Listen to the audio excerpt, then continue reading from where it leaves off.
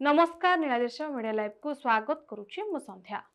घसीपुरा निर्वाचन मंडली रे कांग्रेस विधायक प्रार्थी भावे सुब्रत चक्रंको ना घोषणा परे स्थानीय कांग्रेस कर्मी मनरे खुशीर लहरी।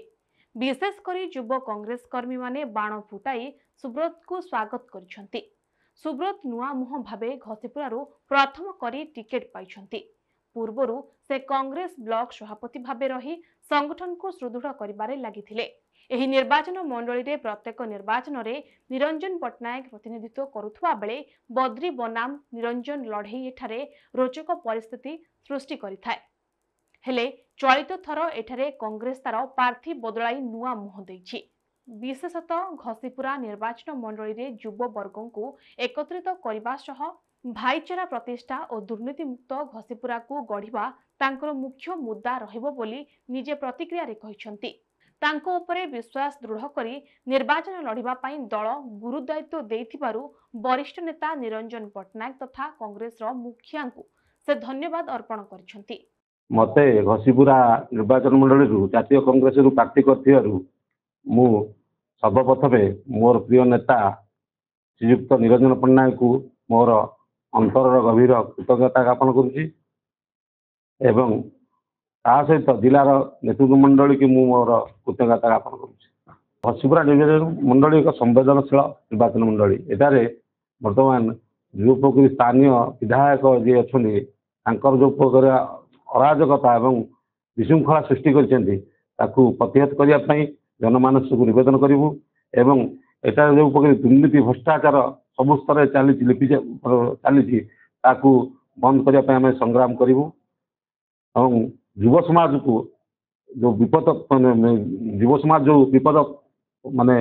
पथू जाइछन्ती माने ये ताकू समाज भीतर टाणी भाईचारा सृष्टि करूँ तार आमर प्रथम ताकू हो तो हम आगु निर्वाचन आम मैदान को जीवु आम सहित आमर नेता भी आसवे नेता आसवे लड़े सी भी माने सब मीटिंग की रैली रे आम प्रथम युवक मान केमी माने मानसिकतार जो प्रकार विशृंखला सृष्टि होती से हिंसमुखी कमी प्रतिहत करूँ मुख्य सत्व को आणबू समाजर माने मुख्य धारा सामिल करूँ से चेष्टा करूँ और घसीपुरा प्रथम गोटे जो प्रकार अराजकता है बंद करने चेष्टा करूँ कारण आप जानते विजुआल विभिन्न विजुआल देखुए ये जो प्रकार रास्ता खंडा धरी चलवा रास्ता माने माड़ बड़ा लोकर अधिकार बंद करवा ये 3-4 सामने माने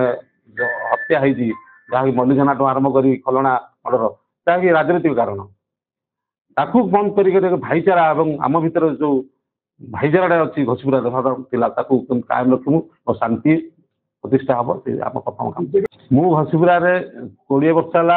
राजनीति में संपुक्त साधारणतः कर्मी हिसाब से थी मन भितर निरंजन पटनायक प्रति मोर भक्ति थिला आम जहाँ राजनीति जो प्रकार असुविधा देखीचु साधारण लोक सुविधा बंची पारुनी साधारण लोक सुविधा गोटे घर भत्ता पूरा आरंभ करके गोटे धर आम जो इंदिरा आवास हो कि प्राइम मिनिस्टर आवास हो साधारण लोक जो अधिकारता तो मिलूनी ताकि सब लोक पाखे पहुँचो समस्त समस्त अधिकार पाइबे प्रथम तो पूरा शांति और गोटे माने भाईचारा सृष्टि हो युद्ध क्षेत्र को आम युद्ध को बाहरीचु विजय तो निश्चित हम से आम चेष्टा चलू से घसीपुरा जनसाधारण निर्भर कर घसीपुरा गतिकृष्ण भूया रिपोर्ट नीलादृश्य मीडिया लाइव तेबे एभली खबर जानिया पई हम चैनल को लाइक शेयर सब्सक्राइब करंतु।